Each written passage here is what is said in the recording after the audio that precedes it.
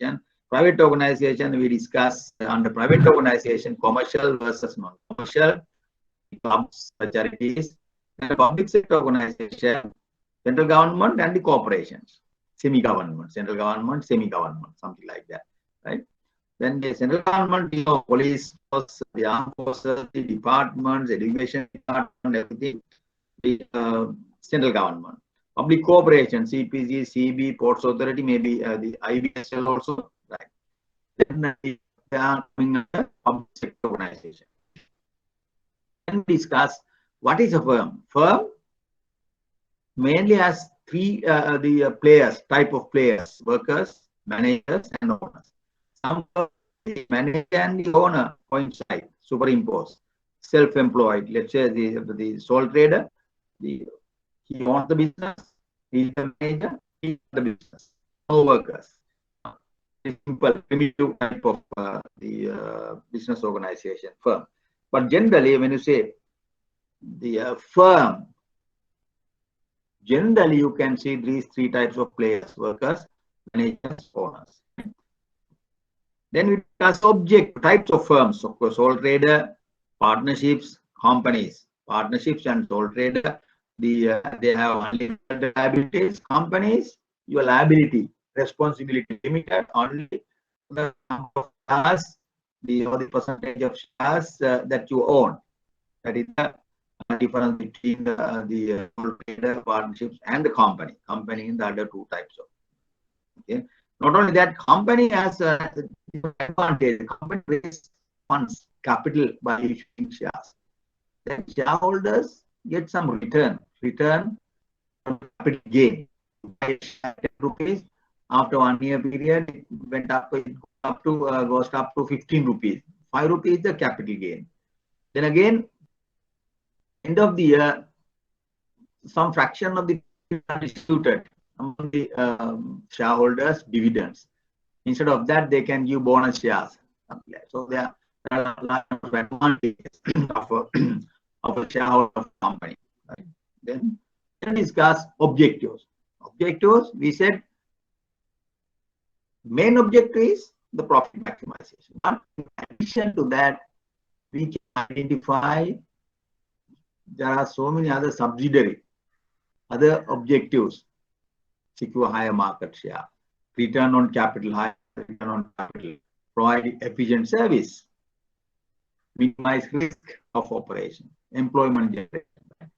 Now, when you form a company, register a company, that's another advantage. Company definitely reduces the transaction cost. Firm versus, let's say, firm has 100 employees. These 100 employees have a bilateral contract with the management, right? Suppose these individuals are considered as a different firms. So, in that case, individuals, they start doing the same activity. Individuals, your transaction cost is very high. When you form a company, transaction cost minimizes.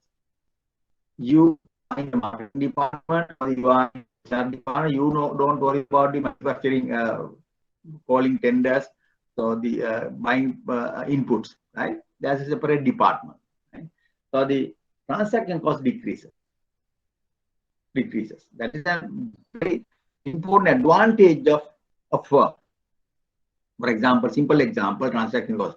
If you want to buy 2,000, 20,000 rupees, withdraw 2,000 rupees from to the ATM, you can do it going to the bank 10 times, each time, maybe 2,000, 2,000. Or you can get, and then at the beginning of the month, you buy, withdraw entire 20,000.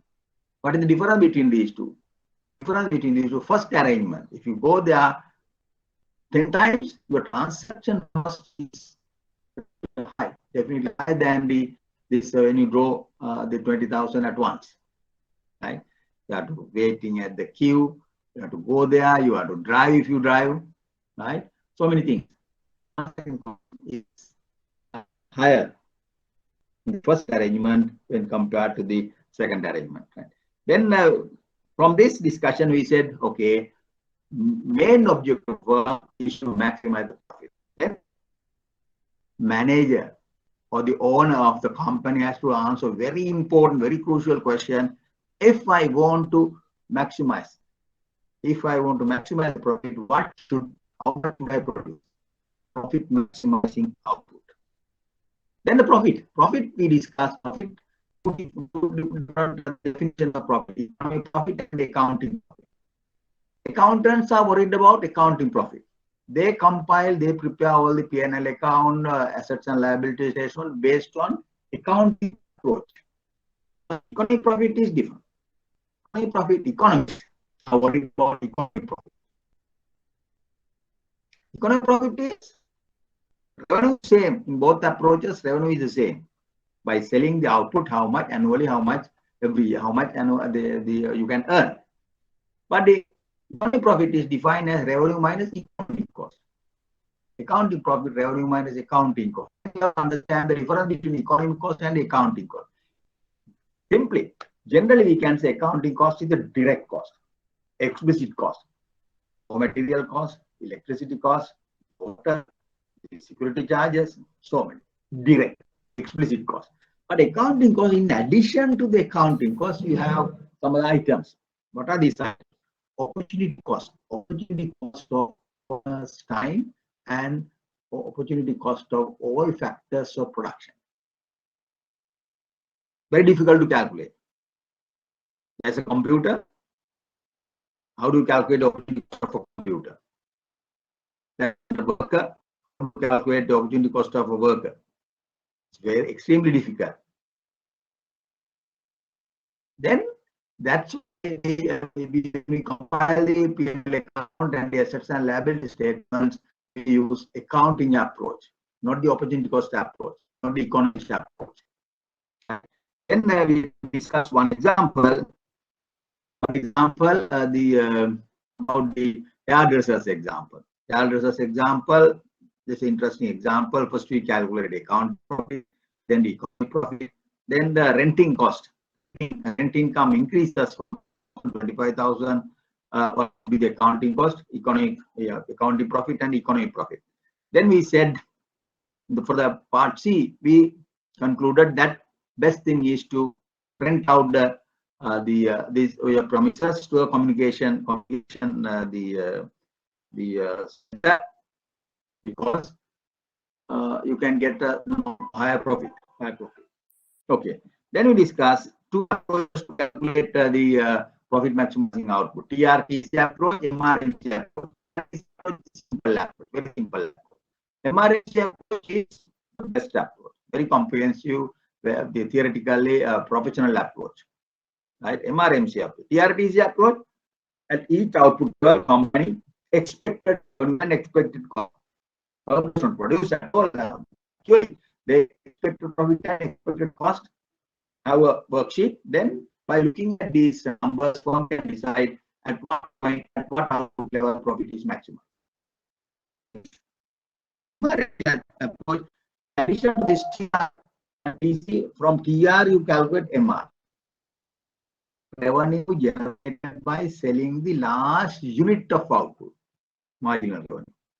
Then again you calculate from TC, you calculate MC, marginal cost, the cost of producing the last unit of output. At the end, we said, last point, profit is maximized when MR is equal to MC. At the point of intersection of MR and MC curves, maximizing output. At the intersection point of intersection, MR equals MC. So the MR curve can be different shapes, but for this particular example, it is the straight line, downward sloping straight line, right? MR and MC. Any firm, whether you are a sole trader, partnership, or a company, they use this approach to decide the profit maximizing output. Then you might ask, okay, do they produce this output and check each output level, calculate MR, MC, then you decide the profit maximum. How do you decide? That is the role of the experienced manager. If you are experienced manager in the production department, he knows. Okay, he can decide profit maximizing output through his experience. He knows his MRI, apartment, MRI. He uses intuition.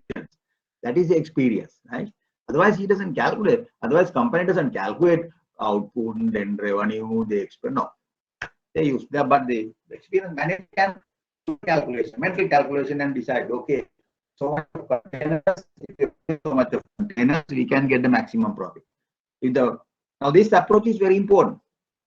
If the current output level is higher than 6, you'll be making negative profit. If the current output level is less than 6, it is not the profit maximizing output. Sorry, then you can increase the output. If the current output level, let's say 4, then you can make recommendation to the company. Okay, this is not the maximum profit output. If 4 is not the maximum, you can go further up. Go to 6. MR equals 6. If current output level is 8, then you can see profit maximizing output come down the output 6, right? Then the experienced manager can decide the profit maximizing output, right? Okay. Now the production function. Production function, it is the relationship between inputs and outputs. Inputs and output. The production function summarizes a technically efficient ways of combining inputs and outputs. Some production processes are labor intensive, some are capital intensive. Right? Now these days, I'm residing just close to a field. Now this is the harvesting period. Now in front of this my house, there's a small road. Now every time for the 3-4 times these large the harvesting machines, combustion machines, we call it boothia, or sometimes the different names are there. Huge machines are traveling, bringing those to the paddy field to harvest. Capital. Those days, no capital. Workers, labor intensive work. It also labor intensive the activity. How it is capital intensive? Right? Okay. How is we said short production, long run production. Short run production function, one of the factors of production fixed. Long run production function, no factors of production is fixed. All are variable. Now we come to today's lesson. Cost of production also, you have 2 concepts: short run cost, long run cost. Short run cost, long run. Now what is just to understand the difference between this short run cost and the long run cost, we go to the production function. In the production function, short run production function, you have the fixed factor. Very fixed. You have 4 computers. Labor is the variable factor. Right? You have to manage with these 4 computers. Maybe one year, 2 years, or 3 years, 4 years. You have 4 computers. Fixed factor is there. Right? Then you have to pay the rental. Some fixed cost is there. For fixed factor, because there is a fixed factor, there will be a fixed cost in the short-term cost. That is the link between production, short-term production function, and the short-term cost. The short-term production function, you have the fixed factor. As a result, you have the fixed cost. Right? So if you take the short-term cost, you have the fixed cost plus the variable cost. Variable cost is generated by the variable factor. Fixed cost is generated by the fixed factor. The short run is the period in which the firm cannot fully adjust to change in condition. In the short run, the firm has some fixed factors for production. Fixed factor of production is a factor whose input level cannot be varied. Initially, when you start a sole trader company, you have enough labor. Or partnerships, maybe you can have any number of workers, but you have only the 3 cash machines. Then the fixed factor, your premises is fixed. Premises, rental of the premises is the fixed factor. Premises is the space, is the fixed factor. Right? Then you have to manage with that for a long time, maybe some time. 2 years, 3 years, you can manage with that time. That premises operate on the premises, right? But if you want, you can hire any number of workers. Right? Input level. The existence of fixed factor has two implications. In the short run, firm has some fixed cost. Understood. The short run cost will be different from its long run cost and must be higher. Now, this is of course intuition. You have to understand this, because there's in the short run you have fixed factor. In the long run, no fixed factor. You can hire any number of workers, any number of computers. You can change the factory size. Then what will happen? It's flexible. Flexibility is there. No constraints, no restrictions. Therefore, to produce the given level of output, let's say 100, short-term cost of producing the 100 kilograms and the long cost of producing the 100 kilograms, which is higher. Short-term cost of producing the 100 kilograms is higher than the long run. Why is that? In the long run, you can, the flexibility is there, no restrictions. When there are no restrictions, definitely you can target low cost. Short-run cost is higher than the long-run cost to produce the load of cost. Understand? Because that is a fixed factor. Right. Short-run total cost of production made up of fixed cost and the variable. If you use an equation, TC equals FC plus VC. Now the short-run cost, I'll speak slowly a little bit. The short-run cost has two components, the fixed cost and the variable cost. Fixed cost does not vary with the output. If you produce 10 units, 100 units, 200 units, 300 is fixed. Variable costs do vary with the output level. If you don't produce, variable cost 0. No labor, 0. 1 unit of the output, 2 units of the output, 2 workers, 3 workers, 4 workers, variable cost, variable input. Variable costs vary with the output. Vary with the output. Then right.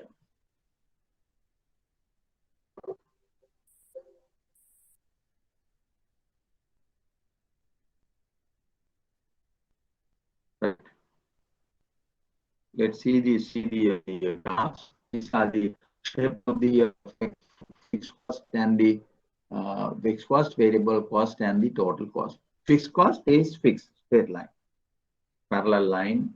Why is that? The output 10, 15, 20, 25, 30. Fixed cost is fixed. Variable cost curve. Output is 0, variable cost 0. When output increases, to increase the output, you increase labor, 2 workers, 3 workers, 4 workers, cost of these workers increases. Fixed cost, number of computers, fixed. It is parallel line. Then total cost is the sum of these two. At each output level, you add these two, variable cost plus fixed cost. Output, let's say 100, variable fixed cost is fixed plus variable cost. Output 150, fixed cost, variable cost. Fixed cost, variable cost. Then you can derive the total cost. Total cost is above the VC curve. At this point, let's say starting point, the total cost, the output is 0. Variable cost 0. But that's the cost, fixed cost. 0 plus fixed cost. That is FC. Starting point at TC. Variable cost 0, fixed cost is there. That's why the starting point of TC is at this point. Understand? Short-run cost consists of 2 factors, 2 components, fixed cost and the variable cost. Graphically, this is the shape of this 3 components, 2 components and the totals. Right? Let's work out this. Example, the output, fixed cost, variable cost. I'll give you 5 minutes to complete this table. Take a paper and complete this paper. Write this vertically. Output 0 to 10, fixed cost 30, 30, 30, 30, variable cost. Then total cost is sum of these two. At this point, you can write sum of these two. Total cost. MC, marginal cost. Remember last week we calculated this marginal cost. Change in cost divided by change in output. Change in cost divided by change in output. Right? I will give you 5 minutes, 10 minutes to complete this. Please complete this table quickly. Complete the above table, draw the MC curve. Drawing the MC curve, draw the MC curve, but calculate the MC curve. 10 minutes. Now it's 10:55, 11:05. We'll discuss this. Very simple. It won't take that much of time. You add these two. TC. From the TC, you know how to calculate MC. Please complete this. Complete the table. Right? Then we'll draw the MC curve. Right? I'll give you 10 minutes. TC, output 0, 30 plus 0, 30. Output 1, 30 plus 22, 52. Output 2, 30 plus 38, 68. Then 3, 40, 78. 4, 91. 5, 109. Like that you can calculate. 6, 132. 7, 161. 8, 196. 9, 237. 285. PC Pro. MC is what? MC is marginal cost of first unit. How do you calculate? Change in total cost. Total cost of the first unit is 52. When firm doesn't produce any output, total cost 30. 52 minus 30. 52 minus 30 divided by 1 minus 0. 52 minus 30. 52 minus 30 is 52 minus 30. 52 minus 30. 52 minus 30. 52 minus 30 is 22. Right? Marginal cost the first unit is 22. Second unit, total cost is 68. Total cost of 2 units 68. But first unit total cost is 52. Then 68 minus 52. 68 minus 52. 68 minus 52. 68 minus 52. That is 16. Marginal cost of the second unit is 16 divided by minus 1. 16. Like that, you can calculate marginal cost for each. Understand? Calculation, total cost and the marginal cost. Change in cost divided by change in output. Right. Now these are the total cost totals. These are the shapes of the total cost, not the marginal cost, totals. Fixed cost 30, 30, 30, 30, 30. Output level varies from 0 to 10. If you on the x-axis, you mark 0 to 2, 0, 1, 2, 3, 4, up to 10. Fixed cost 30. 1, 30, 2, 30, 3, 30, 4, 30, like that. Then fixed cost is 30. Variable cost varies. You can see the variable cost. What is the variable cost? Output 0, variable cost 0. Output 1, 22. 2, 38, variable cost. Then in this diagram also, you put variable cost. Output 0, 0. Output 1, 22. Like that. If you find these points, you get the variable cost. Total cost, graphically you can add these two, or you have the numbers. You have the numbers. There are the numbers. Numbers, you calculate total cost. Output, total cost. X-axis output, then Y-axis you have all fixed cost, variable cost, total cost. MC is not there, marginal cost is not there. We have only totals, fixed, variable, and the totals. Now this another derivation, another concept, important concept, three concepts of the cost. First we discussed total cost, variable cost. Now we are going to derive the average. Average. What is average? Total divided by output. Average cost. Then the fixed cost divided by output. Average fixed cost.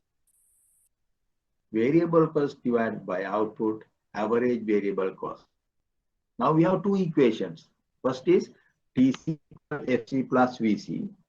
If you divide each term of this equation by output, TC divided by Q, FC divided by Q, VC divided by Q, answer is AC equals FC plus AVC. We have an equation for the totals. Then we have an equation for the averages. Cost, average fixed cost, average variable cost. Averages. Understand? Totals, we know the shape of the totals. Let's see what are the averages. First, we calculate the averages, average fixed cost, then the shapes of these averages. Average fixed cost, x-axis, output. Average fixed cost continuously diminishes, continuously falls. If you are familiar with this mathematical equation, you can easily explain the shape of this AFC. Average 30 divided by 1, 30 divided by 2, 30 divided by 3, 30 divided by 4, 30 divided by 5. What will happen? Some fixed number divided by increasing number, average fixed cost. It is a decreasing average fixed cost. Understand? Fixed cost is 30 in our example, 30 over 1, 30 over 2, 30 over 3, 30 over 4. If you plot these averages, what will happen? It's the decreasing function of output. And output increases AFC. But these other two curves, ABC, if you plot ABC curve is when output increases, average variable cost decreases and then increases. AC curve, some of these two, no? Average cost also decreases and then increases. Marginal cost curve like this. Now we are discussing mathematics of the shapes of cost curve, not economics. Next, we are going to discuss the economics of these the U-shape, AC, ABC, and MC curves. Mathematics still will discuss. Mathematics. Now I want to complete this table. So AFC, ABC, AC. If you calculate AFC and ABC column, then you add AC. You add these two and add AC. Because we know AC equal AFC plus ABC, no? Here we calculate first AFC, then ABC. What is AFC? Fixed cost divided by output. 30 divided by 0, 30 divided by 1, 30 divided by 2, 30 divided by 3. AFC. 30 divided by 10. What is ABC? VC over output. 0 divided by 0. 0 divided by 0, mathematically there is no meaning. So you dash. That's no meaning. You don't get any number. 2 divided by 1. BC. 38 divided by 2. 48 divided by 3. ABC. This AFC row, ABC row. Then we add 2 to get the AC. AC, you can get either total cost divided by output, or by adding AFC and ABC, you can get the AC. AFC and AC. This is the equation, right? Please work out this for only up to 5. Up to 5, we work out these AFC, ABC, and AC. Not up to 10. output up to 5. Can you do that? AFC, AVC, and AC.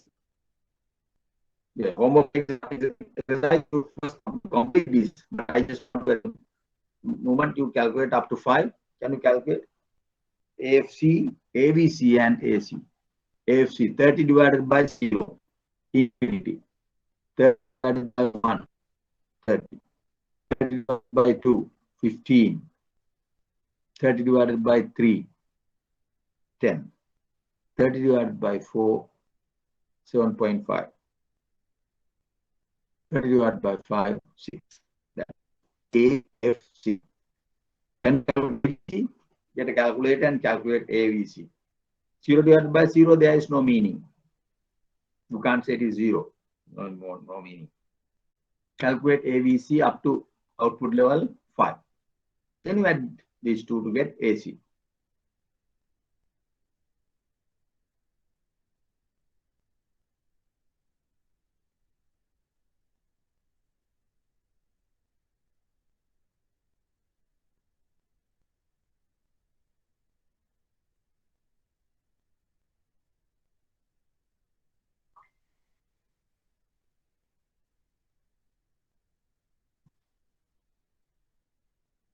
To 5, please do that.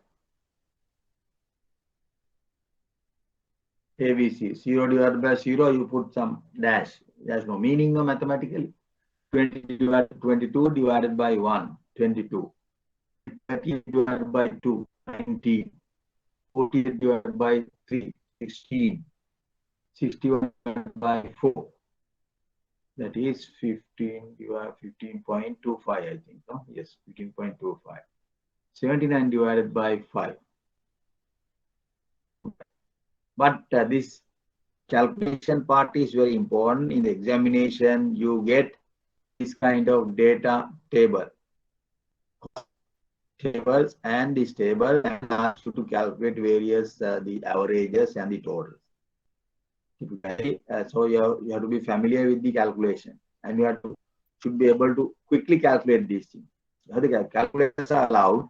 You can use your calculator, scientific calculator can be brought into the examination. All so should be able to decide to go through the past. Every paper is kind of cost not the same. Some type of this cost the table, cost curves, cost production is given. Then they can ask different the calculation, different concepts to be calculated.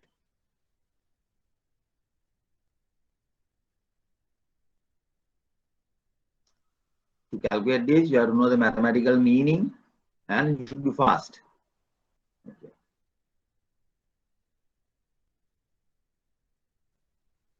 Now the shape of the cost curves. Mathematically, short run average, short run variable, short run marginal, short run average cost. So we have AFC, MC, ADC, AC, 4 cost curves. Can you tell me in the long run how many cost curves you expect? No AFC, no AVC, in the long run. You have only AC and MC. In the long run, you have 2 cost curves. Short run, you have 4 cost curves. AC is continuously falling. AVC falls and then increases. U-shape. AC increases and then increases. MC also generally U-shape. Falling part and rising part. Now we will move to the economics of. In general, short-term cost curves, AC, AVC, and marginal cost curves are U-shaped generally. AFC curve is continuously diminishes, falls. You know the mechanical reason. You don't have any economic explanation for that one. It's automatically you divide the fixed number 30 by increasing number. it decreases. 30 divided by 1, 30 divided by 2, 30 divided by 3, like that, it falls. Other cost curves, U-shape. Now we are going to discuss the economic reason. What is the economic explanation? How do you explain the U-shaped cost curves? Why MC curve is U-shaped in the short run? Why AC curve is U-shaped in the short run? Why is ABC curve U-shaped in the short run? Economics. To discuss the economic explanation, we go to the production process. Production function. In the production function, you have the fixed cost and the variable cost. If the firm wants to increase the output, how do they increase the output? Well, capital is the fixed factor. Let's say capital is the fixed factor. To increase the output, you have to increase more and more labor. More of the factor. Of labor, level of variable factor should be changed. When you increase labor, output increases. Fixed factor is fixed. In the short run. So by increasing the variable factor, firm can increase the output level.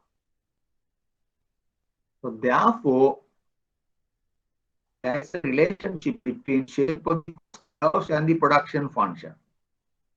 Production function. When firm increase the output, firm will increase the output, firm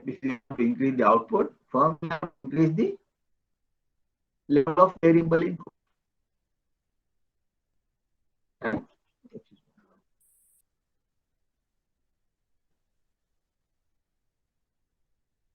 Right.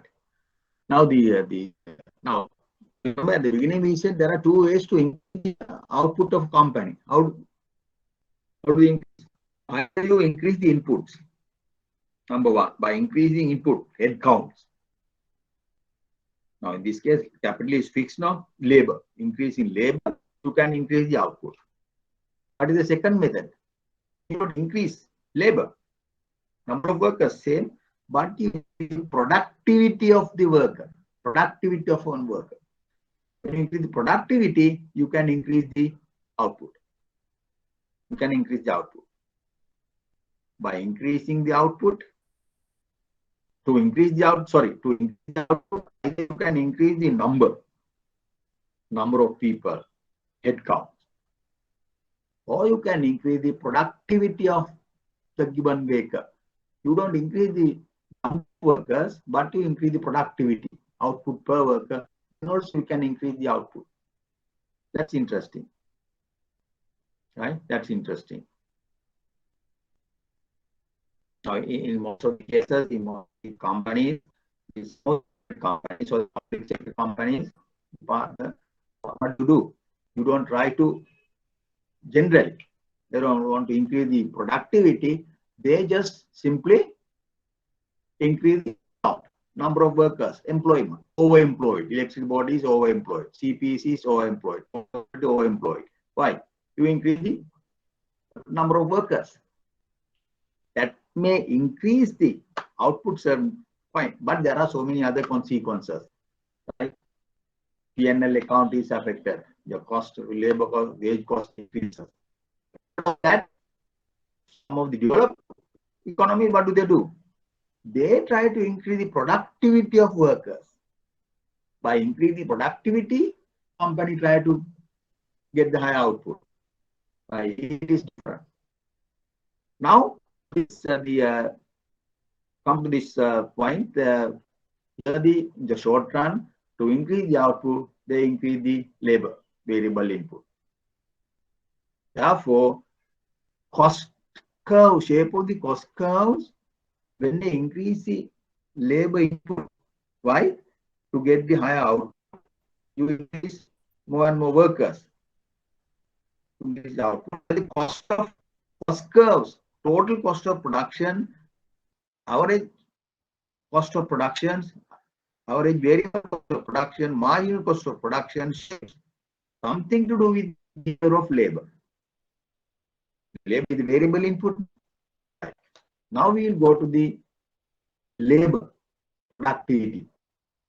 productivity of labor. Then we will link this to the total cost of production, the output. We discuss labor input, productivity of labor first. That concept is first discussed. We link this productivity to the total average variable cost of the firm. What is productivity? How do you measure the productivity of the variable factor? Using the marginal product of labor. That is called marginal product of labor. If you measure productivity of the computer, marginal product of a computer, marginal product of a computer, marginal product of a garment worker, marginal product of an IT professional, marginal product of the staff class worker. You can calculate marginal productivity. How do you define marginal productivity of the input? If the variable factor is labor, the firm could increase output. What is marginal? Marginal productivity is defined as change in output over change in labor. Marginal product of labor. Labor is the variable input. Q is the output. For example, first worker produces 100 kilograms. It's 100. Then firm hires another worker, 2 workers. Total output increases to, let's say, 110. First worker, 2 workers, 110. First worker, 100. 2 workers, 110. What is the marginal product of the second worker? 10. 110 minus 100. Both workers produces 110.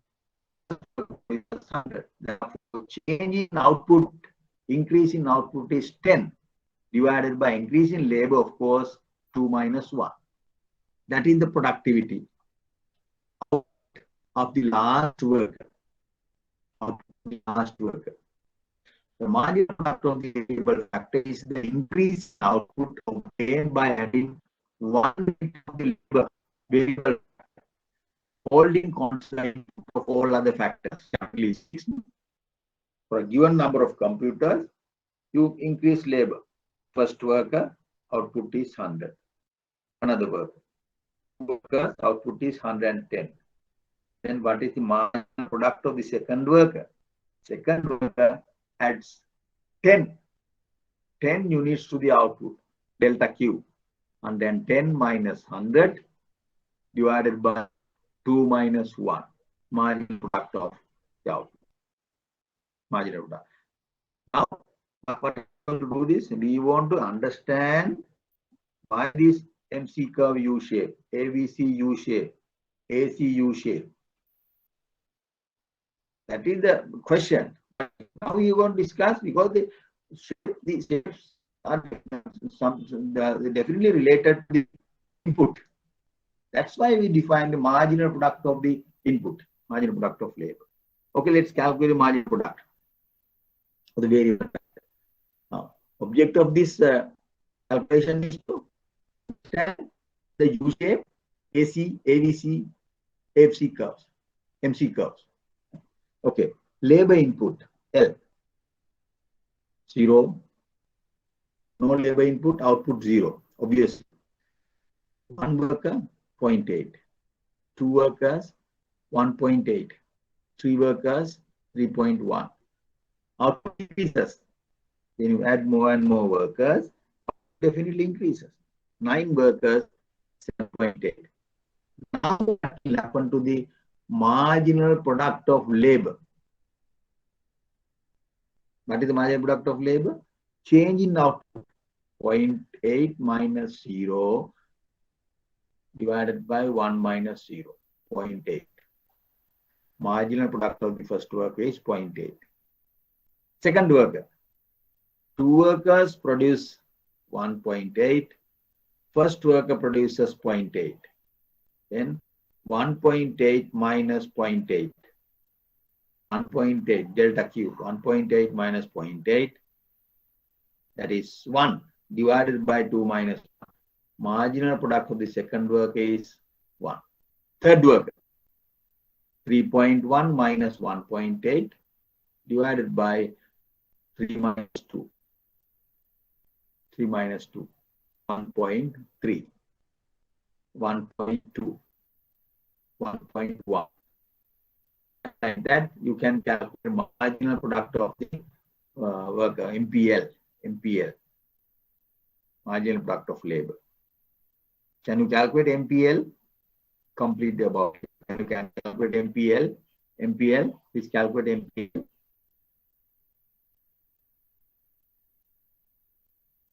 MPL curve. Marginal product of labor. Output of the last worker.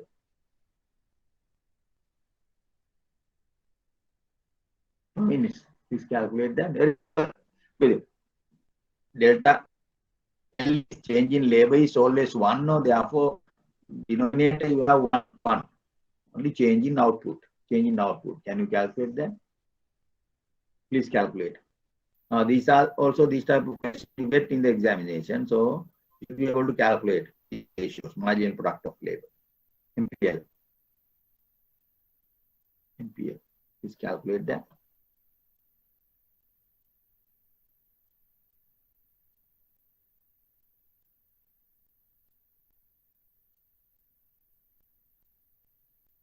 Eight, 1, 1.3, 1.2, 1.1, 0.9, 0.7, 0.5, 0.3.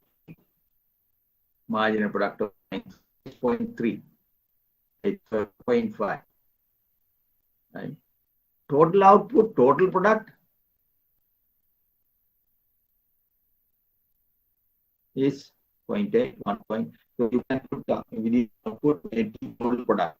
This please put that output, the table output within bracket TP, total product. Then NPL. Please write that total product within brackets, output within bracket TP, total product. Now we are going to plot curves. Two curves. What are the two curves?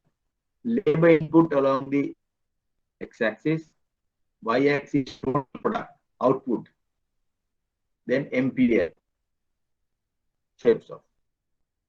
The homework exercise, I want to draw that. This is the shape of the MPL curve. Output versus L versus MPL. Labor versus MPL. If you go through the table, what will happen? Let's see what will happen the MPL curve. First worker, product of labor increases. Third worker, 1.3. Fourth worker, 1.2. Fifth worker, 1.1. Third worker, marginal product increases. Marginal product of labor increases. 0.8, 1, 1.3. After that, 1.2, 1.1, 0.9, like that, it decreases, starts falling. MPL curve is increasing and decreasing. Inverted shape curve. Labor versus MPL. Marginal product of labor. This is an input market. Why? In the short run, for output, how do they do that? They increase labor input. We want to discuss the shape of the cost curves. Now we are going to calculate productivity of labor. Productivity of labor curve is MPL curve is inverted. It increases and then decreases. Now we can ask the question, why this MPL curve is initially increasing and then decreasing? Initially it increases and then decreases. Why is that? Now the shape of this MPL curve is explained by a very important law. Fundamental law in economics. Fundamental law in economics. Now we have discussed the theory of consumer behavior. We discussed fundamental law of diminishing marginal utility. Also, we discuss a very important law in economics that is called the law of diminishing marginal product of labor. And again, the diminishing marginal product of variable factor. Diminishing marginal product of variable factor. Third name, the diminishing returns. Right? Diminishing returns. Diminishing marginal product of labor. Diminishing marginal product of variable factor. What is this law? Now, this law is for a given level of fixed factor, given amount of fixed factor, for a given fixed factor, when company increases the level of labor input, variable factor, level of variable factor, 1, 2, 3, 4, the productivity, marginal productivity increases, but eventually diminishes. Marginal productivity eventually diminishes. It increases, marginal productivity increases. First worker 0.8, second worker 1, third worker 1.3, but fourth worker 1.8, fifth worker 1.2, like that it decreases. Marginal product of labor, productivity inverted U-shape, but eventually it diminishes. Marginal productivity. Let's take another example. Understand this the concept. You have plot of paddy field. 1 acre. Fixed factor is area. Fixed factor. Right. Then you grow paddy. You want to get a paddy output. To increase the output, fixed factor is land. Increase fertilizer. You let's say for 50 kilograms, 55 kilograms of fertilizer, 60 kilograms, 100, 65 kilograms. Now these days, of course, the biofertilizer, right? The organic fertilizer, right? Then increase 50, 60, 70, 80, 90, like that. Fertilizer increase. Acre of the land is the fixed factor. What will happen to the marginal product of fertilizer input? Initially, it might increase the output, paddy output. Marginal product of fertilizer, kilogram of fertilizer increases. But you add more and more fertilizer, over application of fertilizer, what will happen? Marginal product of the kilogram of fertilizer decreases. That is naturally that should happen. That is one of the problems in the Sri Lankan case. For farmers over apply the level of the fertilizer, right?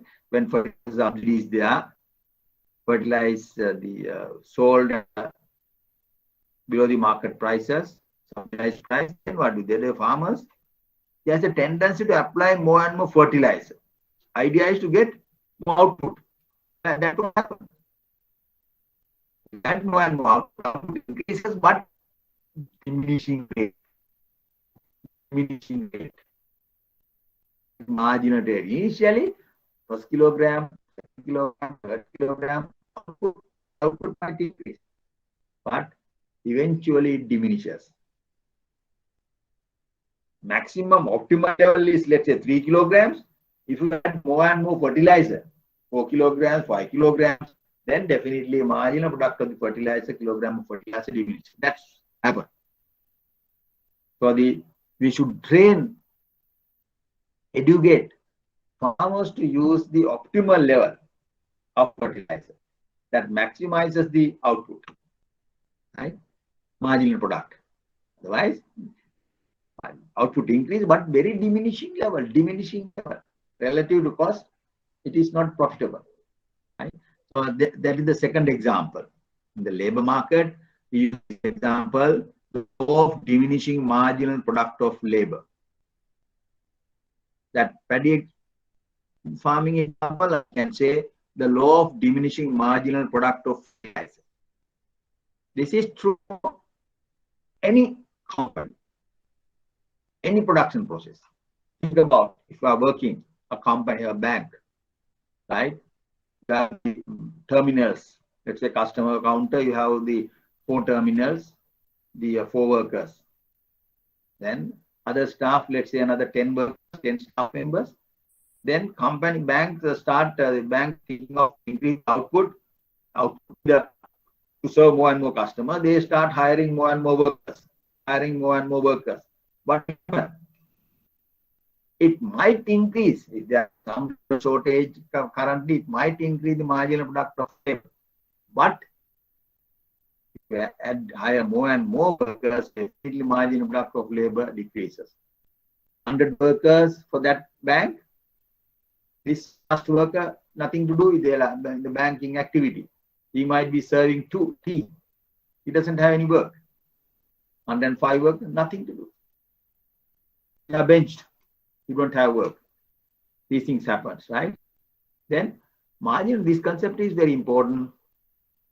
That's the optimal point that increase the marginal productivity, maximize the output. Okay. Now we will discuss what is the link between this labor market, input market, and the output market. Marginal product of labor and average cost curve. Marginal product of labor curve and the average labor cost curve. Marginal product of labor curve and the marginal cost curve. We know they are U-shaped. They are U-shaped. AC U-shape, ABC U-shape, MC U-shape generally. Productivity curve, inverted U-shape. Now you can see there's a one-to-one relationship between this marginal product curve and the cost curve. MPL curve and MC curve. Here I have used only there. For example, we have used MC. MC curve is generally U-shape. MPL curve is inverted U-shape. That is, now you can see the link between these two. When productivity increases, when marginal productivity of labor increases, pricing, marginal cost, marginal productivity, last worker produces more and more output, then marginal cost of producing the output decreases. When the last worker produces less and less of the output, in other words, productivity decreases, marginal cost of producing output increases.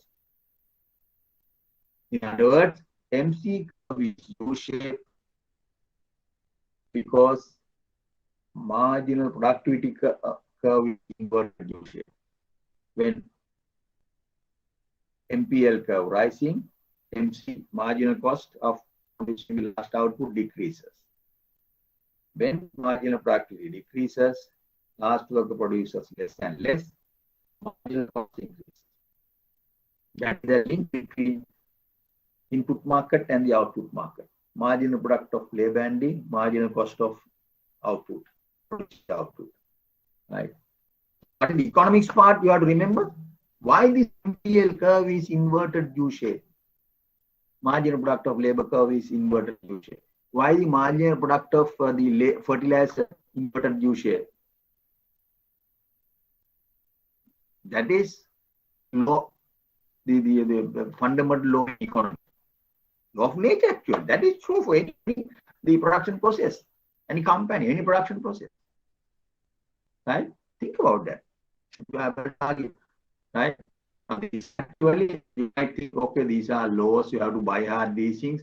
Yes, the examination, you have to buy hard and write the correct answer, right? The complete answer. But this is a behavioral assumption. Output in a company, when you hire more and more workers, 10 workers, 20 workers, 30 workers, 100, 150 workers. You have common sense. Output of the last worker initially increases but decreases. Paddy output of the last kilogram of fertilizer initially might increase, but last output, the marginal productivity of fertilizer decreases. Right? Okay. The shape of the marginal product curve implies the shape of the short-term marginal cost curve. Shape of the marginal product curve implies the shape of the short-term marginal cost curve. When marginal product is rising, marginal costs are falling. When marginal product is falling, marginal costs are rising, right? So this is the relationship between the input market short-run labor input and the short-run cost of producing the output. Short-run productivity of labor, short-run marginal cost of the output. The marginal product curve is determined by the production function, and so the MC and TC curves are influenced by the production function. Now, you might think, of course, marginal product curve is this shape can't be shifted MC curve upward. It is inverted U shape, can't be increase the productivity of the workers. Productivity can't increase the company's productivity of work. Initially, first worker produces, let's say, 0.8. Can we increase this? Can we train this worker to produce the 2 units of the output? In case second worker marginal product of the second worker is, let's say, 1. We train this person to increase the output to the 1.5. Yes, we can do. You train technology on the training. The department has lots of production, lots of the production department you send abroad, or locally also you expose them to more training. You can product MPL curve shifts upwards. That's possible. No problem. No problem. Now in the HR department, you have the efficiency related wages. Then you have people to enhance the productivity of workers, staff members. Okay. Now we know the short run cost curves are U-shaped. Why is that? In the short run, marginal product of the variable factor curve is U-shaped. When the marginal product is rising, marginal cost falling. When marginal product is falling, marginal costs are rising. Can we increase the output of the product of the shift MPL curve is upward? Yes. Now, if you see marginal product of the average worker in Sri Lanka and the average worker in Japan, huge difference. Let's say 1 to 30 times. Average work productivity of the average worker in Europe, developed country, 1 to 25. Practical differences are there. So, using their production technique, new technology, training facilities, workshops, Japan, they have the activity is very high compared to ours. Of course, we have some legal issues are there. Our regulations are there, but we don't ask them to work hard, right? Lots of the longer tea breaks, especially in developed countries, the government institutions, longer tea breaks. You go to lunch at 12, come back at 2:30. So productivity definitely decreases. But development, it is not the case. Fixed lunch time, tea served, right? They try to get the maximum productivity from a given work. Productivity difference. Now, that is one of the explanation of why do some countries are developing very fast when compared to others, growing very fast when compared to others. Productivity differences, the factors of production is one of the explanations. Technological differences, yes. Productivity of labor productivity difference in labor productivity. One of the reasons, right? Economic theory suggests those things.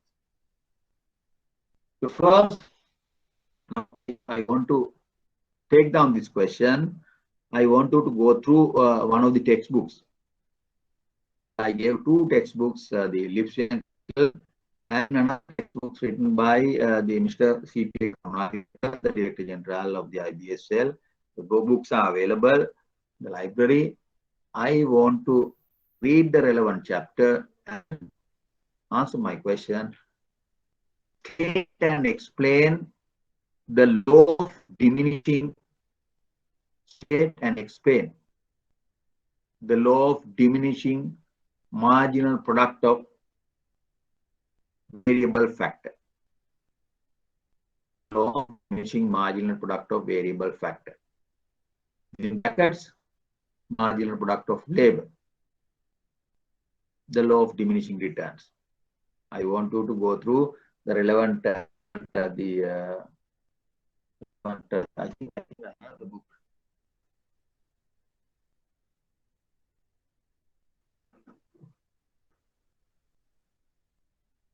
This is the book, Introduction to Principles of Economics, part 2. Please go through this book and the labor market. Part 2. Part 1 you have. Part 1, you have to go through the part 1.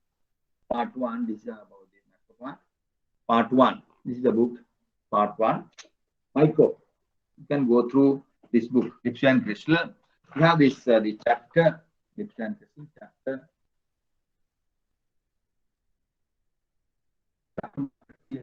Market theory. Yes. Theory. Yes. Yes. The chapter 17, you have this factor market theory. Right? Okay. The law of diminishing market.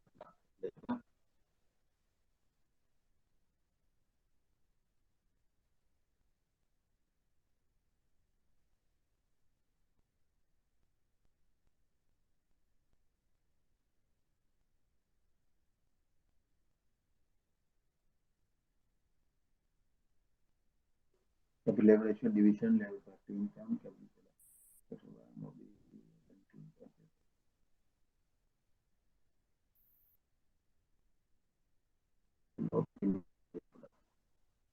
yeah. Let's go through this. This law of diminishing returns. Law of diminishing returns. Page 122 to 3. They have explained the law of diminishing returns. The Christian Fiscal. If you read the Principles of Economics by Mr. Karmadilaka, that is part 1. Please read that and answer my question. State and explain the law of diminishing marginal product of variable factor. Within brackets, example, marginal product of labor, MPL. Generally, what does that mean? For a given level of fixed factor, when we increase the level of variable factor, labor, the marginal product of labor initially increases but eventually diminishes. Marginal product of labor initially increases but eventually diminishes. In this paddy example, marginal product of the paddy, the fertilizer increases but eventually diminishes. Given amount of fixed factor, land is a fixed factor. Now we can see AC U shape, ABC U shape, MC U shape. The firm short-term output. How does the firm decide profit maximizing output in the short run? In the short run, remember our theory. I gave you the theory. This is the profit maximizing output is given at the point of intersection of MR and MC curves, marginal revenue curve and the marginal cost curve.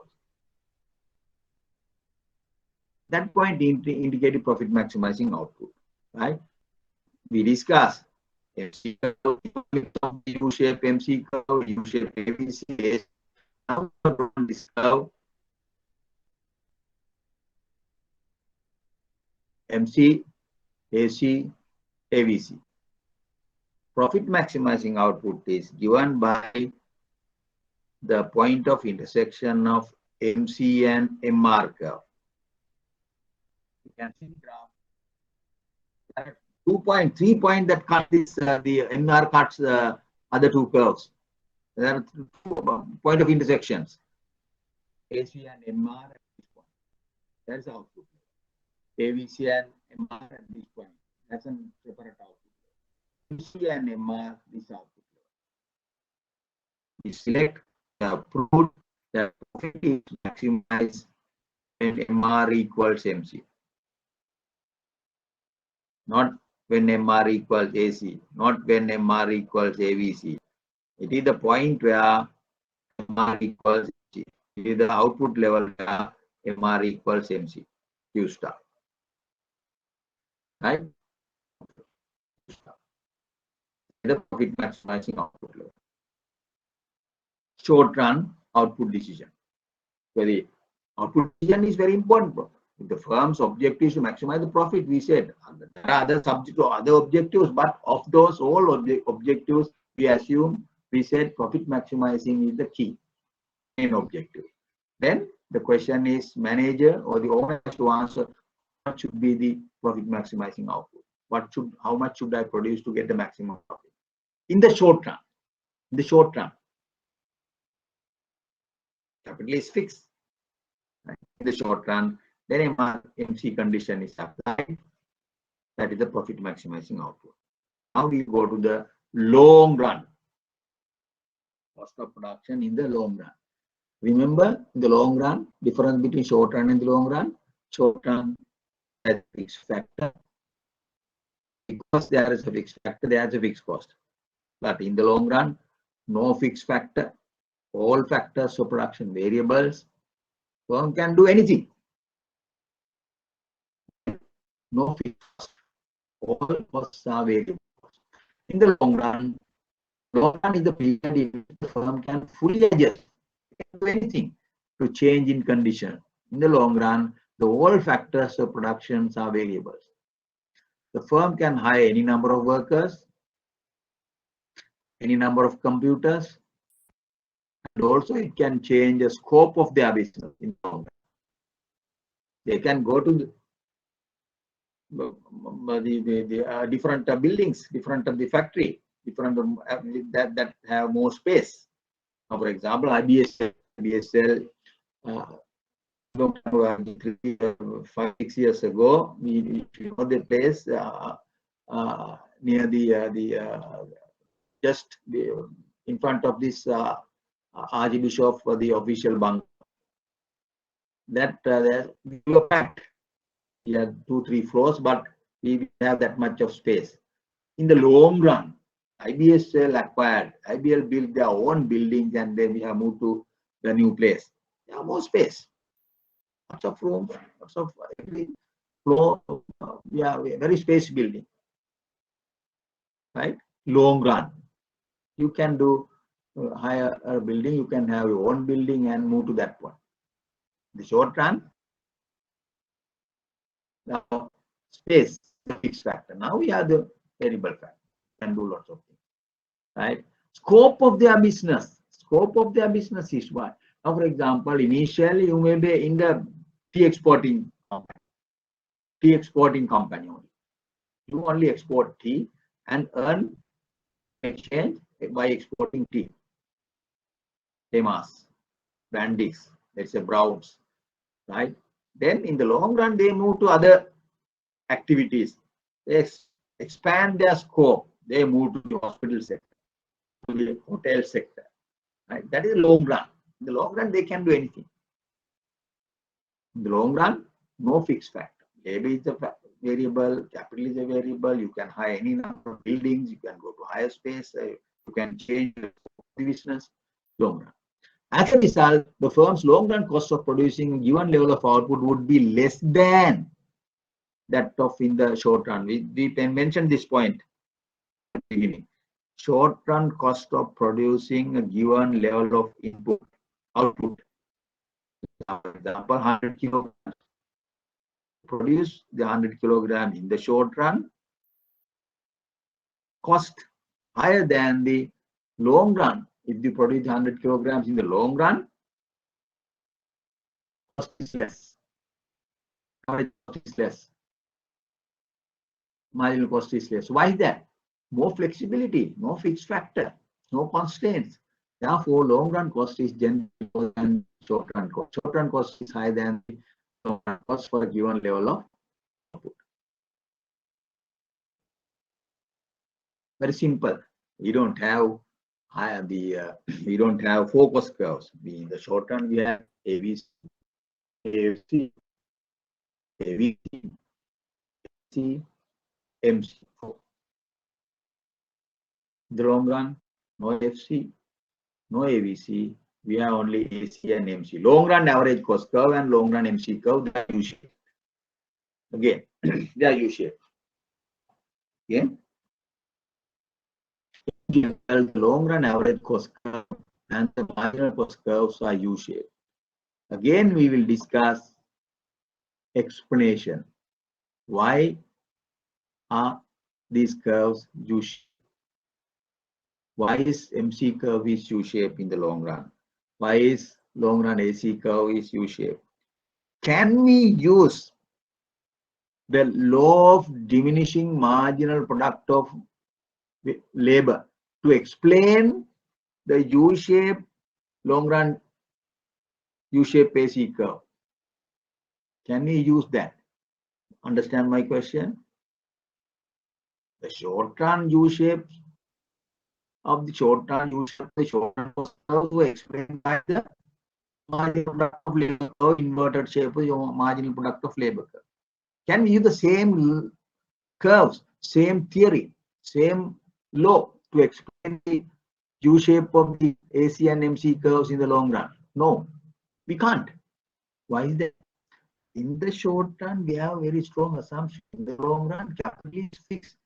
Based on that assumption, we explain the cost curves, short run cost curve, shape of the short run cost curves. But in the long run, all are variable. Capital is the variable, labor is the variable in the production function. Therefore, we need another theory, another law to explain the shape of U-shape AC and MC curve. In the short run, in the long run, in general, both are U-shaped, but economic explanations are different. Reason in the short run, one of the cost of production fixed, but in the long run, all are variables. That's the reason we need another theory to explain the shape of the U-shape of the AC and MC curve. Now, in order to explain the shapes of these curves, we introduce the concept of return to scale. This is a new concept, return to scale.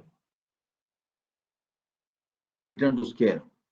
There are three types of return to scale: increasing return to scale, constant return to scale, decreasing return to scale.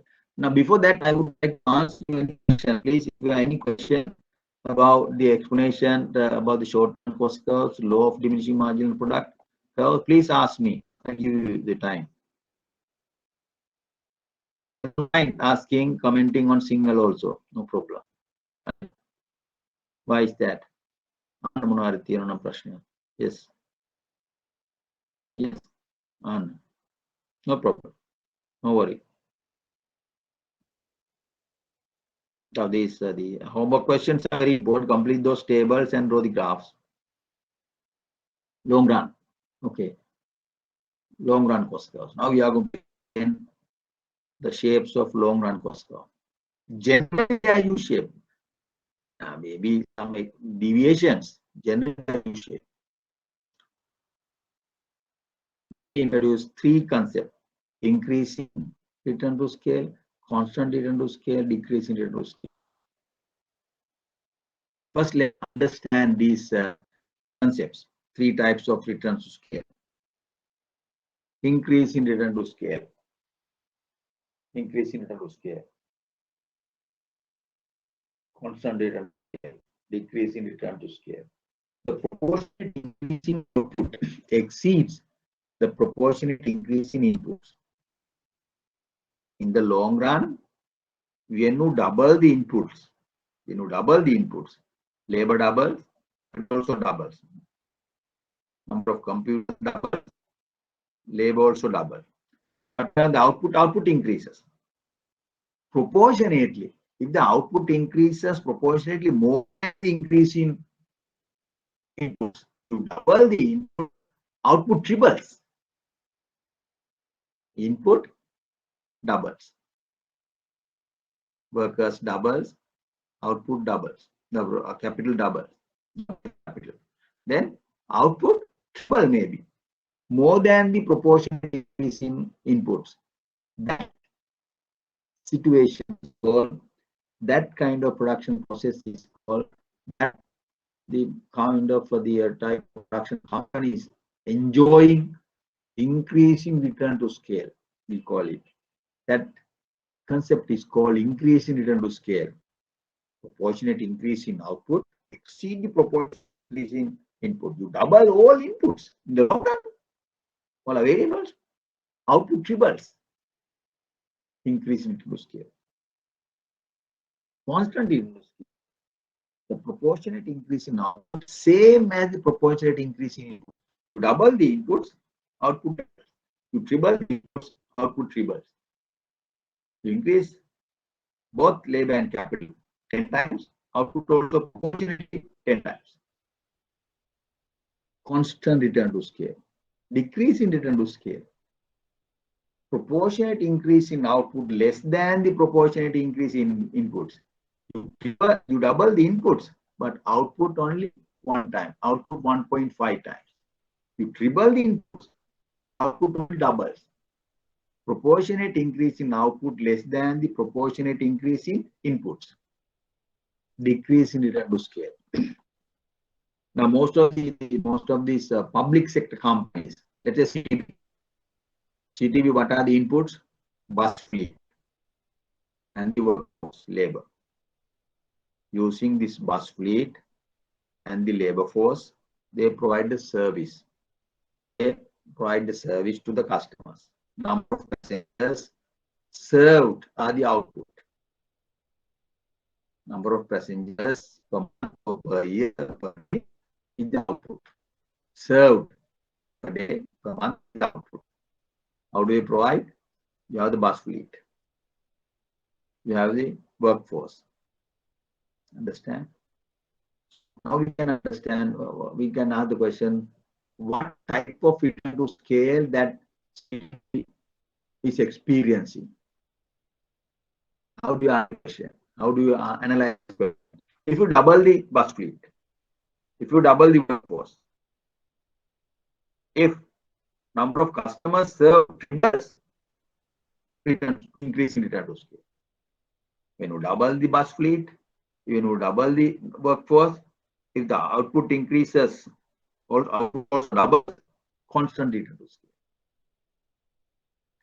You double the bus fleet, you double the workers. If output increases 1 to 2 times, decrease in return to scale. CTB, we have to do research, but generally we can say it is not definitely increase in return to scale. Either constant or decrease in return to scale. Right? There are so many other inefficiencies in the sector, in the company, in the city. Wastages, delays in decision-making processes, strikes. So therefore, you can't achieve return to scale. But private company, say Brandix, the Hydraulics, then the John Keels, private companies, efficiently run businesses. You can think of they are experiencing increasing return to scale production process. Not the constant and the decreasing, right? That is the example for this to understand this increasing. It's a long run concept, not the short run. These three return to scale in the long run concept. It's a long run concept, right? Increasing, constant, and decreasing return to scale. I'll discuss CTB versus other private sector efficiently run business. Right now, in the world, IT industry. If you take IT industry, information technology industry, people say actually the research have been done and they have proved they are enjoying increase in return to scale. Communication, they increase in return to scale. IRS.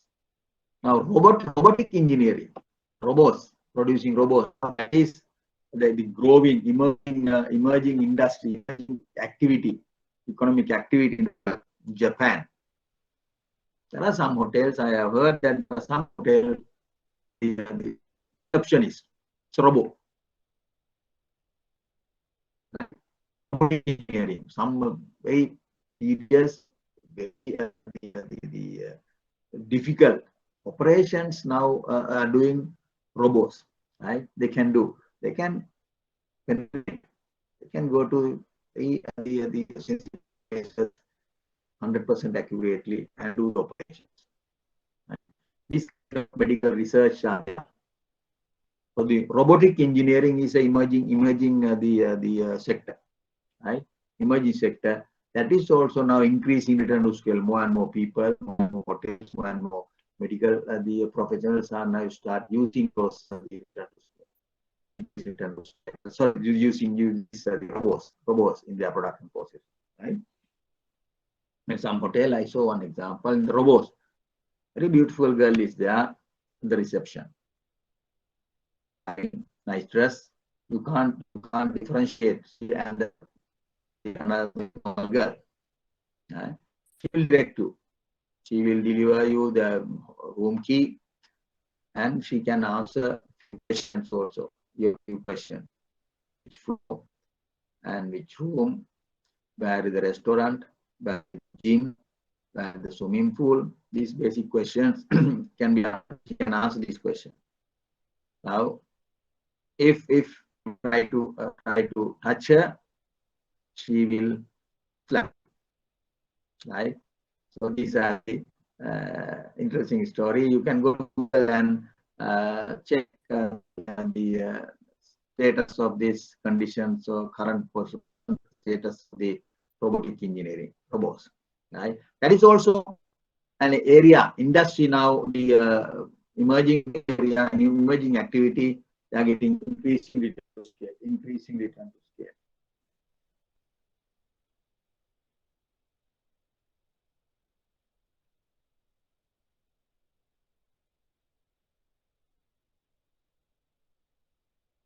Right. Now we know these three concepts. We discuss lots of examples, increasing, constant return, decreasing return to scale. Now we have now again our purpose is to what is the link between return to scale and long and cost curves. That is our main purpose, main objective is to explain the U-shaped AC curve, U-shaped marginal cost curve. Now we can explain. When production function shows, production process shows the IRS, increasing return to scale, average cost will be falling. When the production process, this shows increasing return to scale, average cost of production decreases. When the production process shows the decreasing return to scale, average cost start rising. What is decreasing return to scale? Proportionately, output increase less than the proportionate increase in inputs, decreasing return to scale. So my AC curve is U-shaped. Falling part of the AC curve is due to the increasing return to scale. Average cost of production decreases. Falling part of the AC curve is due to the increasing return to scale. Proportionate increase is higher than the proportionate increase in inputs. Rising part of the AC curve is due to the decrease in return to scale.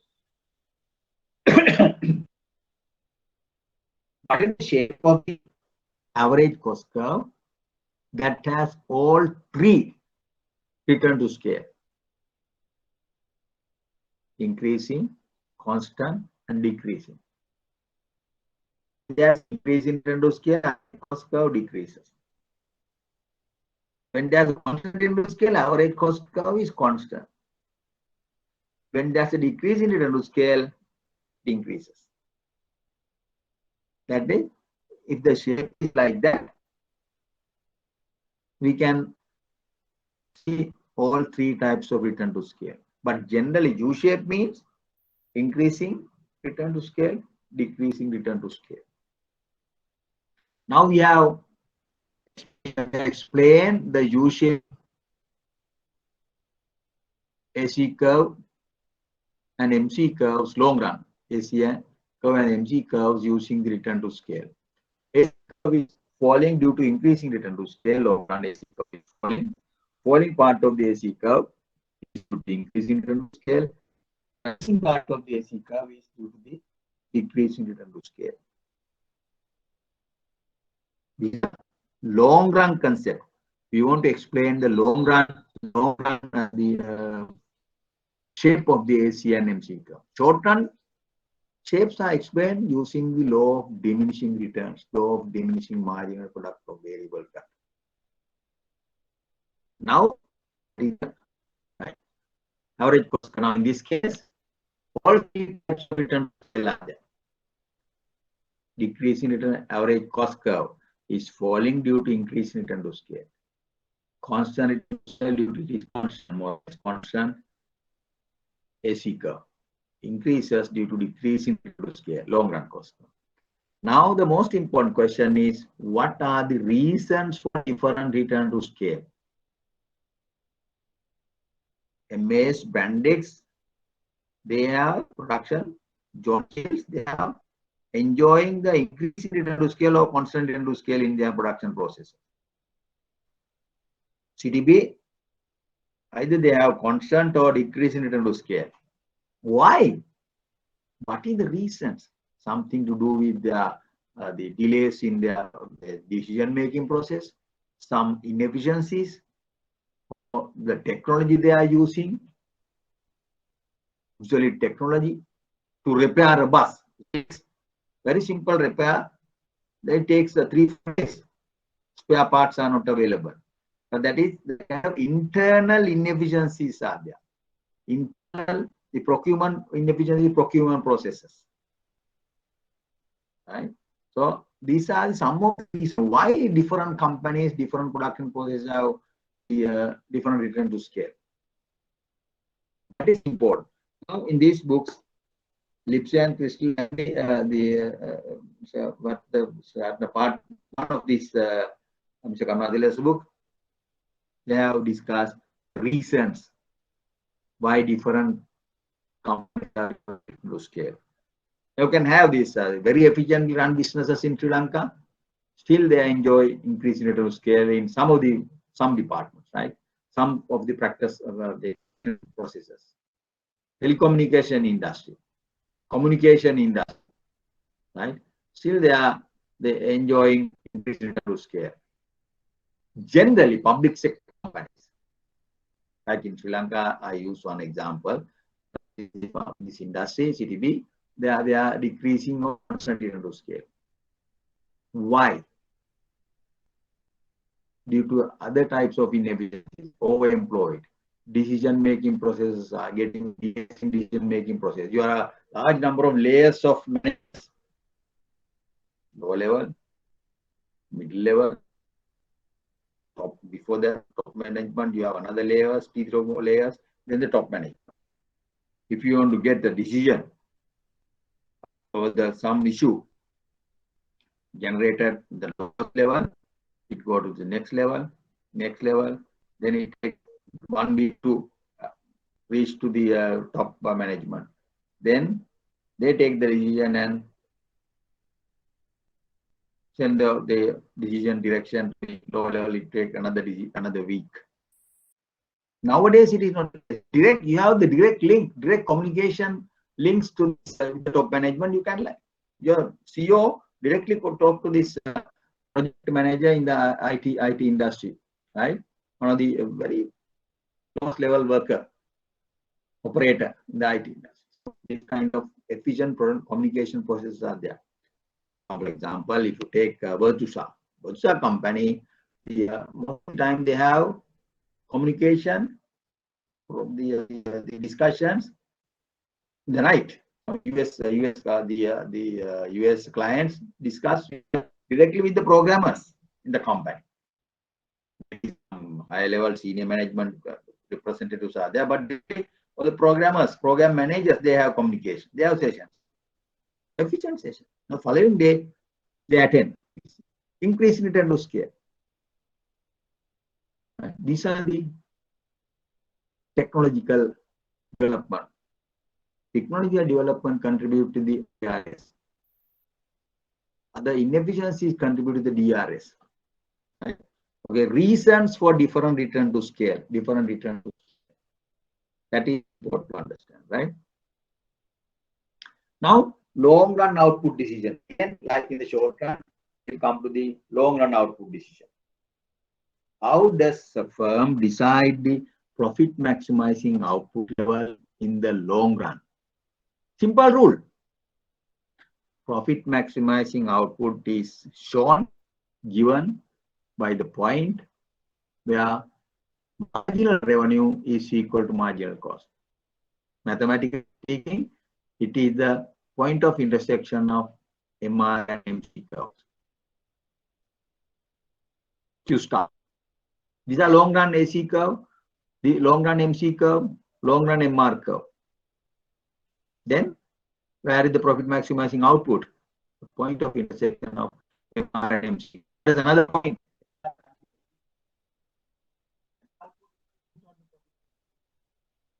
Profit maximizing output is shown by this point. MR equals MC point. MC MR point. Q star. Long run output decision. Right? This point we have to discuss this this session. Theory of firm lecture is enough. So we finish. Now you can see homework question. Please complete this table, calculate MPL, and draw the total product and margin product curves. You have to do that. These are typical examination type questions. Right? If you get a question, they ask you to draw the product curve, total MPL curve. You should be able to draw this quickly and fast. Another homework question, this one.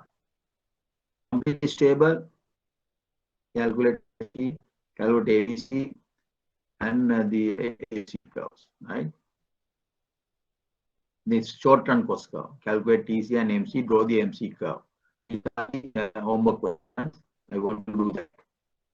Right now, we move to this what do you call, last time we didn't have time to discuss the quiz number 405.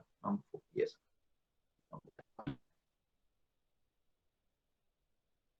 Quiz, yes.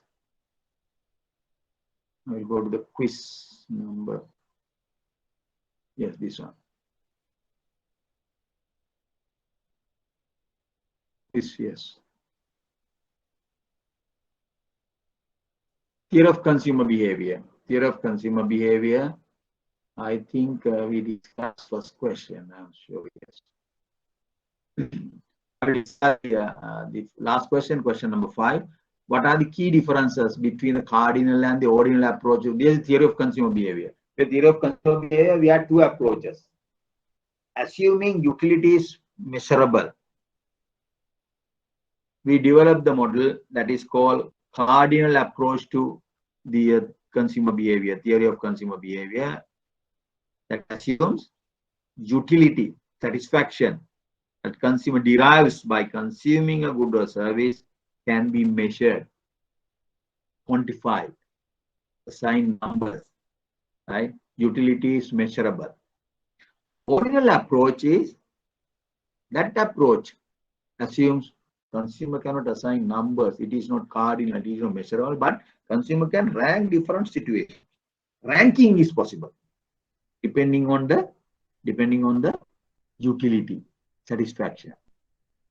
I prefer working well at the branch to branch. But why is that? I am deriving more utility working at Velavata than working at Peta branch. Or another consumer might say, I am indifferent, I don't mind. What does that mean? I don't mind. I am getting the same satisfaction, equal utility by working Velavata branch or the Peta branch. I prefer Peta branch to Velavata branch. That means I am deriving more utility than working at Valvatha branch. You don't say numbers. You can't say working at Valvatha Peta branch, I am getting 100 utils, Valvatha branch gives me 10 utils. No. But the cardinal approach, this is past paper question. Right? One of the past paper question. Then we'll come to this question number 5. Number 2. What do you understand by the budget constraint? Remember the budget constraint? Budget constraint, you have different shapes, but generally we discuss straight line budget constraint. What is the budget constraint? It is the combination of two goods. Combination of goods that you can, maximum combination of two goods that a consumer can purchase using a given budget. You have 1,000 rupees. Using this 1,000 rupees, spending all 1,000 rupees, you can buy different combination of goods X and Y. You plot this line, it is the budget line. Combination, it is the budget line. The maximum combination of two goods that consumer purchase using a given amount of income. Explain briefly. When you explain, you can say this is the maximum combination X and Y. You can't buy combination outside budget constraint, unattainable combination. Inside, you can buy. You can buy these combinations, but you need not to spend entire budget 1,000 rupees. If you spend on entire budget, you are on the budget line. That kind of simple experience is important. Write down the equation of the budget line, explaining all the terms. I think I have given in my discussion. We have Pxx, Pyy equals I. Pxx, Pyy equals I. Equation. Px in price of x, 2 rupees, 2x. Pyy, 4 rupees, 4y equals I, 100. 2x plus 4y equals 100. 2x plus 4y equals 100. That is the answer to the part C. Px2, 4y and the consumer income 100. Then 2x plus 4y equals 100. It is a simple equation of x and y. You can draw that line. If you know the simple mathematics, you can draw. Get xy, different combination and draw that. On your A-level maths, you can easily draw that curve. You know the slope, and you take 2-3 points and put that curve, straight line. 2x plus 4 equals 100.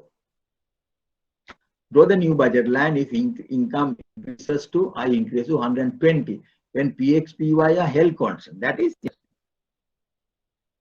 earlier 2x plus 4y equals 100. 2x plus 4y equals 100. Now what will happen? 2x plus 4 equals 120. Px, Py same. What is the budget line?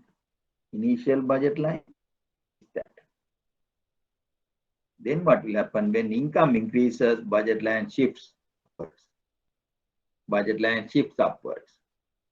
Parallel, same slope, parallel shift in the budget line.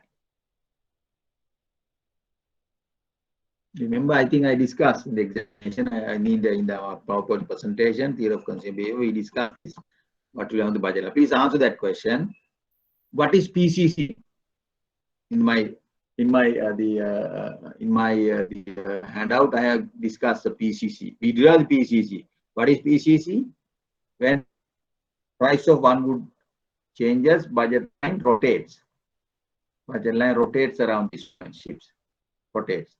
Then consumer can attain higher and higher output.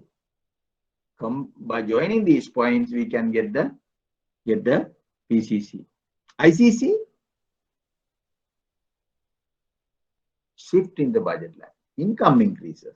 Income increases, then you can derive the ICC curve, income consumption curve, not the International Cricket Council, ICC, this the ICC curve, income consumption curve, price consumption curve. Remember, I discussed, we drew ICC and PCC curve using example. These are direct, straightforward question. Right? Okay. Now question number 4, let's see, 4. Question number 3 we'll discuss. Question number 4. Indicate whether the following statements are true or false, giving explanations. Consuming the market economy or free enterprise system is a price setter. True or false? Consumer in the market economy, free enterprise economy system, I think we can use this, price setter or price taker. Answer my question. Price setter or price taker. So, answer? Price taker. Oh, price taker. Price taker. Sorry, yes, price taker. You are right. Yes. Yes. Consumer, free enterprise, we all are price taker. When you go to the supermarket or the any other place, we are price takers. We are not price setters. We can bargain. We are not price setter. We don't fix the price setter. But the monopolist can set the price. Monopolist, the price setter. Monopolist can either set the price and let the quantity demanded quantity in the market, or they can. Monopolists can influence either price side or the quantity side. If you want to get higher price, you restrict quantities. Then the price will be high.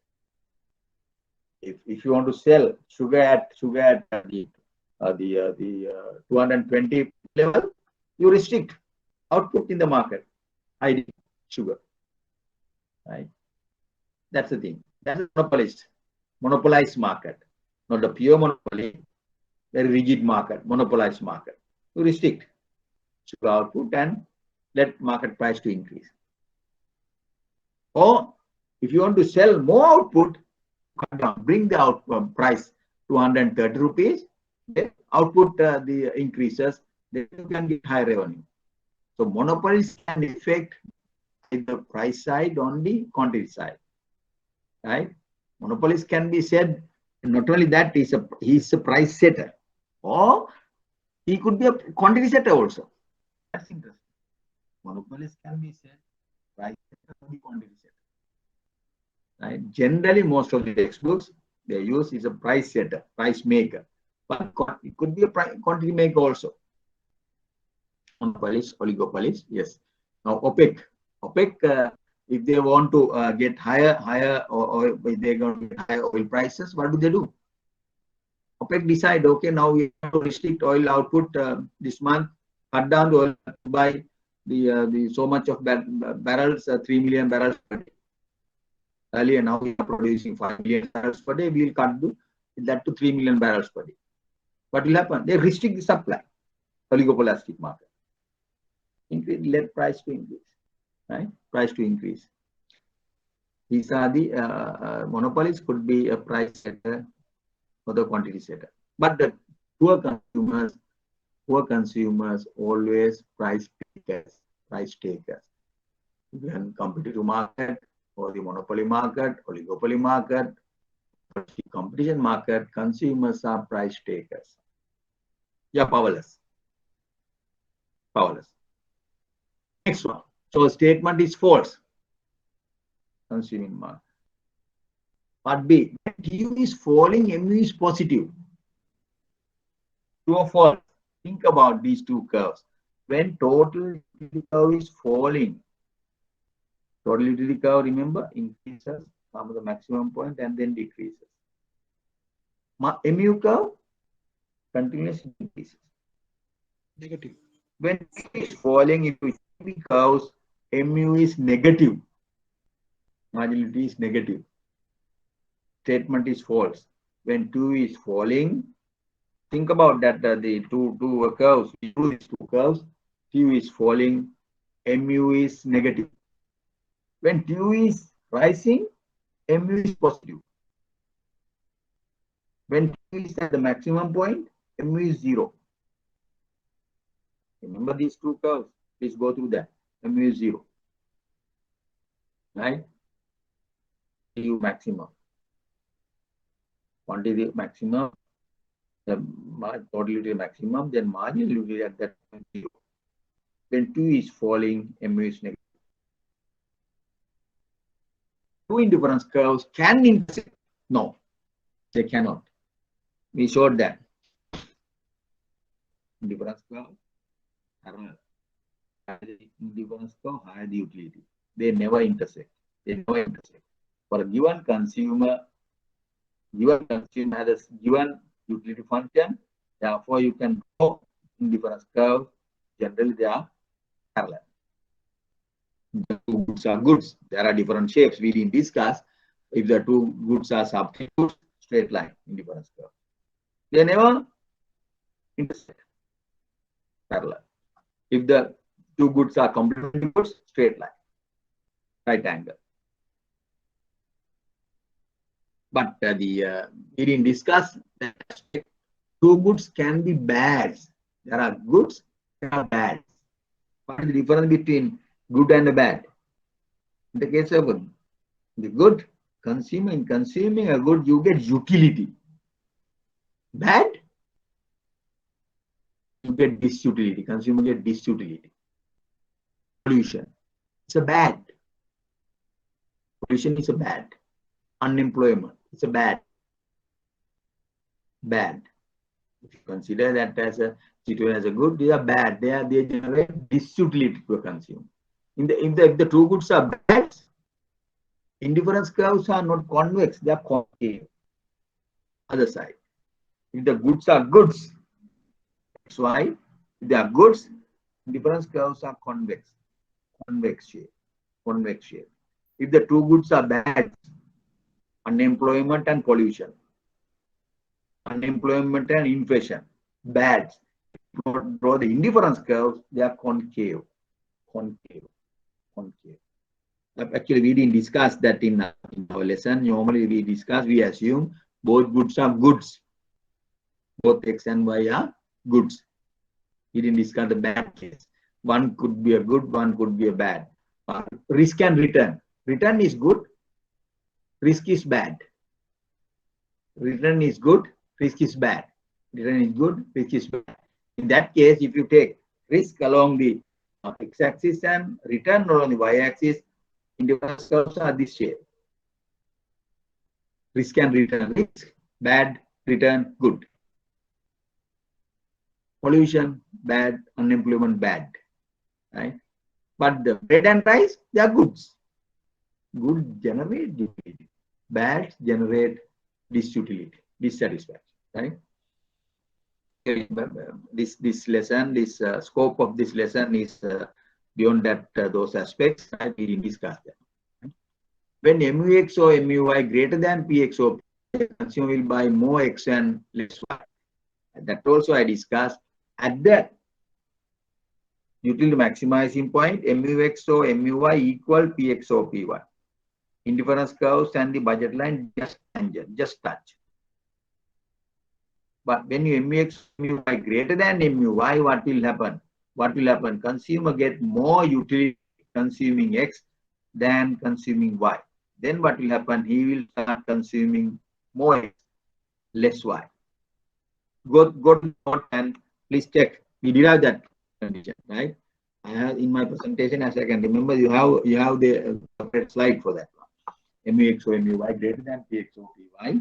The consumer will buy more X and less Y. That is true. The part C, wrong, false. Then part B, wrong, false. The part A, wrong, false. I think part D, correct, true. That is true, right? Okay. This question, question number 3, we will discuss next time. Actually, this question is from one of the foreign universities. I got this question from one of the textbooks, American textbook. It is not a difficult exercise. You can do that. You do that. If not, next week I'll do this again. It's not a very easy question, right? Maximizing purchasing combination of X and Y. You have write down the budget line and the equilibrium condition. Then we discuss. We can derive the two X and Y. I'll do next week. Okay, we'll stop now. Thank you very much. Next week we will. I think we'll start the market structures. No, yeah, market structures. Perfect competition. Yes, monopoly, oligopoly. Yes, market structure. Okay. See you all next week, next Saturday. If you have any question, please go through and ask me. Get the clarification from me. Get all these questions. Work out these tutorials in a separate book. I want you to have a separate book, CR book, to answer these questions. Otherwise, there's no point of having these the quizzes trying these questions. Go to the PowerPoint presentation and this one, answer this question. Okay, we'll stop now. Thank you very much. Thank you for coming. Thank you.